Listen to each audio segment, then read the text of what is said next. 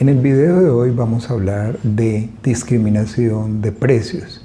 La discriminación de precios se refiere a la práctica que realiza el monopolista cuando cobra precios distintos a diferentes grupos o a diferentes personas teniendo exactamente el mismo bien. ¿Qué quiere decir esto? Que cuando los costos de producción o el bien es de alguna manera diferenciado y él cobra precios distintos a diferentes grupos de acuerdo a esos costos o acuerdo a la diferenciación del bien, en realidad no está discriminando precios, porque va a haber una relación directa entre el costo o la diferenciación y el precio del bien que está cobrando.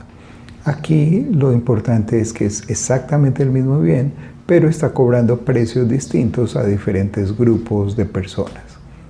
Esta práctica de discriminación de precios se estudia en economía dentro del monopolio. Sin embargo, no necesariamente el productor tiene que ser un monopolista para realizar este tipo de discriminación de precios. ¿Qué se requiere para discriminar? Primero, se requiere información. Segundo, se requiere poder. Y tercero, se requiere evitar el arbitraje. ¿Qué quiere decir el arbitraje? La posibilidad de reventa entre uno y otro grupo. Si esto no fuera posible de evitar, pues difícilmente el productor podría venderle a diferentes grupos a diferentes precios. Existen tres tipos de discriminación de precios: discriminación de primer grado o discriminación perfecta. Esta discriminación de precios o discriminación perfecta se refiere a que el productor vende a cada consumidor el producto al precio máximo que cada uno de ellos está dispuesto a pagar por el mismo. Es decir, cada unidad que venda la va a vender a un precio diferente. ¿De dónde saca esta información? De la curva de demanda, porque la curva de demanda lo que está indicando son los precios de reserva o precios máximos que están dispuestos a pagar los consumidores que están allí. La discriminación de segundo grado se conoce también como discriminación por cantidades y se refiere a que el productor va a cobrar de acuerdo a las cantidades consumidas. Grupos que consumen una mayor cantidad van a llevarse un precio menor por unidad y grupos que consumen una menor cantidad se van a llevar un precio más alto por unidad. Esto lo vemos en supermercados con productos que sale mucho más económico comprar cantidades grandes, en volúmenes grandes, que cantidades pequeñas del mismo bien. Los precios son diferentes. Y por último tenemos la discriminación de tercer grado. La discriminación de tercer grado se conoce como discriminación por grupos y se refiere a que el productor puede diferenciar claramente grupos con diferentes elasticidades precio de demanda. Y aquel grupo con una elasticidad precio de demanda mayor, o sea, más elástico, que tiene mayores posibilidades de reaccionar ante las variaciones en el precio, pues se va a llevar un precio mucho más bajo. Mientras que los grupos con elasticidad de demanda muy baja, o sea, inelásticos a la variación en el precio, pues se van a llevar un precio mucho más alto debido precisamente a que no tienen posibilidades o muy pocas posibilidades de reaccionar ante las variaciones en el precio. Hoy nos vamos a concentrar en la discriminación de precios de primer grado. Esto, por supuesto, es el paraíso para un productor porque implica que él va a cobrar precios diferentes a cada consumidor y no solo precios diferentes, sino que va a cobrar el precio máximo que cada consumidor está dispuesto a pagar.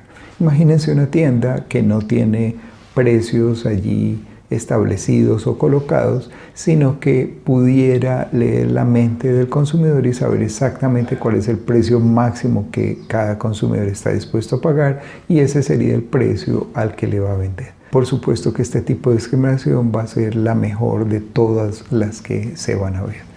Veamos entonces con gráficas la explicación de cómo funciona la discriminación de primer grado. Como acabamos de decir, el monopolista podría discriminar de primer grado solo si cuenta con la información de la disposición a pagar de cada uno de los consumidores de su bien o de su servicio. dado que les va a cobrar el precio máximo que ellos están dispuestos a pagar.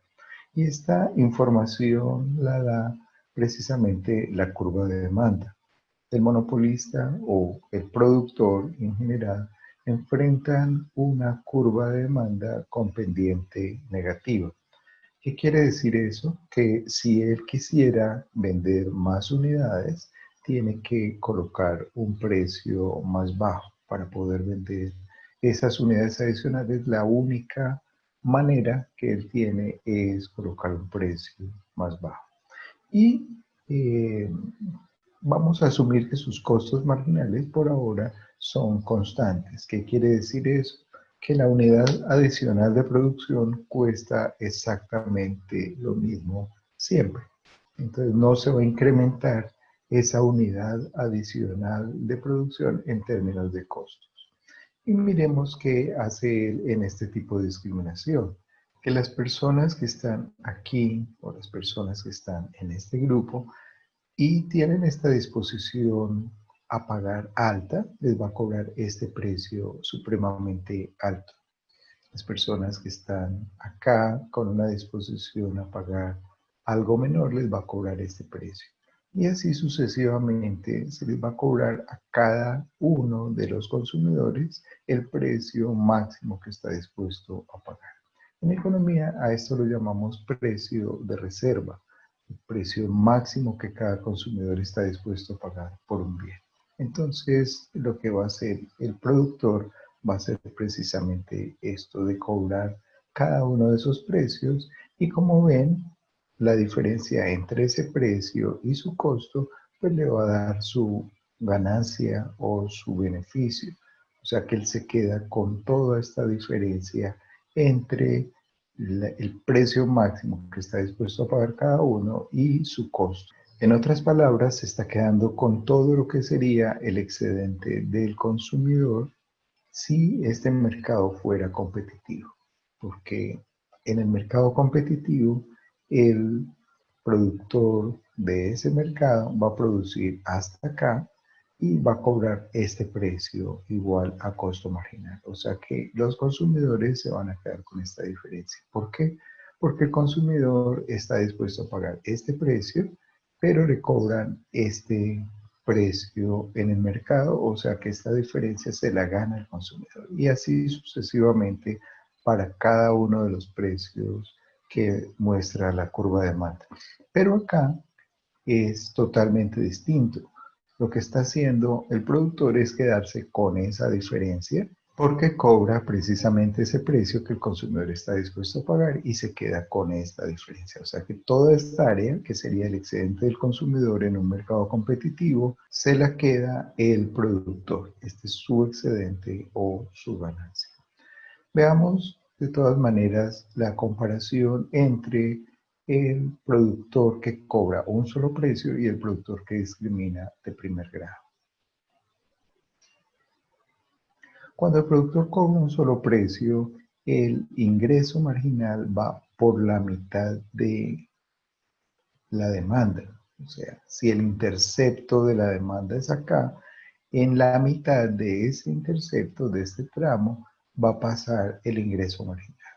Mientras que aquí, dado que el productor cobra a cada uno lo que está dispuesto a pagar, el ingreso marginal, es decir, el ingreso adicional que obtiene por cada unidad, va a ser exactamente igual a la demanda. O sea que cuando discrimina de primer grado, este ingreso marginal que vemos acá, que es diferente a la demanda en monopolio, en este caso se convierte exactamente en la misma curva.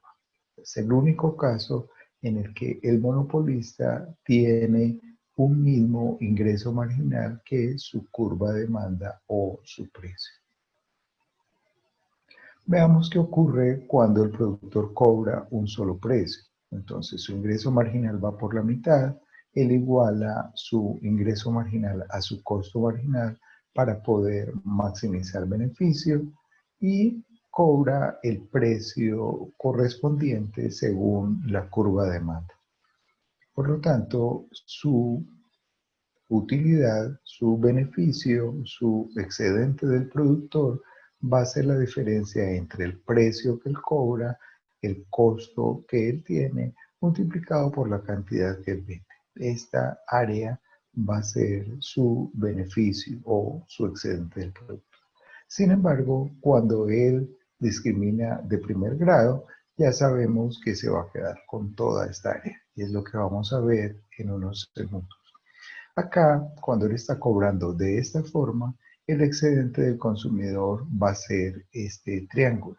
¿Qué quiere decir? La diferencia entre lo que cada uno está dispuesto a pagar y el precio que le están cobrando en el mercado. Entonces, este sería el excedente de los consumidores y esta área que vemos acá no va a ser otra cosa que la pérdida de peso muerto que tiene la sociedad o pérdida irrecuperable de eficiencia. ¿Por qué?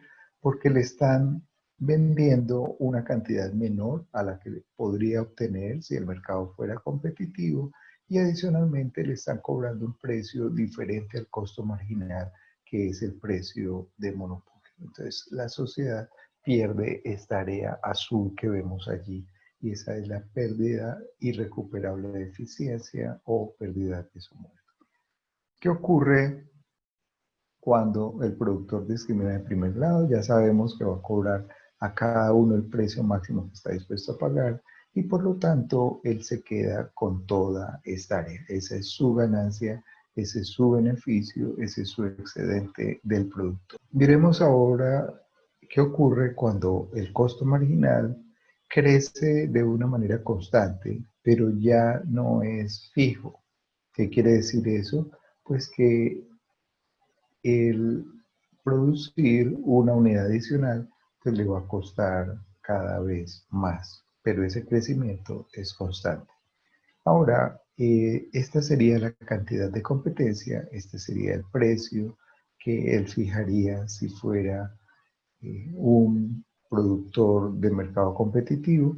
Ahora que es monopolio, pues se va a situar acá, ya sabemos, donde su ingreso marginal es exactamente igual al costo marginal y va a fijar su precio allí a este nivel. Sin embargo, como está discriminando de primer grado, sabemos que a cada consumidor que esté aquí le va a cobrar el precio de acuerdo a su demanda y él se va a quedar con todo este excedente del producto. La única diferencia con el caso anterior es que tiene esta área adicional.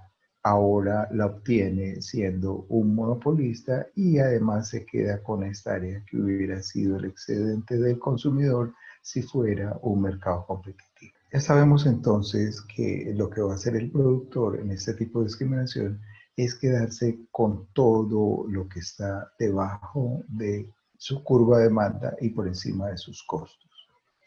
¿Cómo puede hacer esto? Por supuesto, teniendo la información perfecta de los consumidores, que es difícil en la realidad, pero también negociando independientemente con cada consumidor, como se hace en Internet a través de las subastas o como hace el productor de aviones, la Boeing, con cada una de las aerolíneas, de modo que el precio de los aviones sea diferente para cada una de las aerolíneas, así el producto sea exactamente igual o casi idéntico. Bueno, espero como siempre que el video haya sido de utilidad para ustedes y les haya clarificado este concepto de discriminación perfecta o discriminación de primer grado. En próximos videos veremos la discriminación de segundo y tercer grado. Por ahora, una anotación con relación a la discriminación de primer grado en la realidad. Parece algo supremamente teórico e inaplicable, sin embargo, los productores buscan de alguna manera la forma de aplicarlo. Una es cuando los productores venden a través de subastas, como se hace en Internet. Allí está buscando conocer precisamente cuál es el máximo de la disposición a pagar de cada uno de los clientes que está allí. La otra forma es cuando el productor pide información acerca de los ingresos de las familias o los consumidores para poderles cobrar un precio diferente. Por ejemplo, cuando se hace el cobro de matrículas en universidades públicas. Entonces se hace de una manera progresiva, de modo que los que más tengan puedan pagar más y los que menos tengan paguen menos por esa matrícula. Y la universidad va a pedir información acerca del nivel de ingresos de cada una de las familias de los alumnos que están inscritos allí para cobrarles acorde a eso. Bueno, les agradezco mucho su atención y nos vemos en un próximo video. Muchas gracias.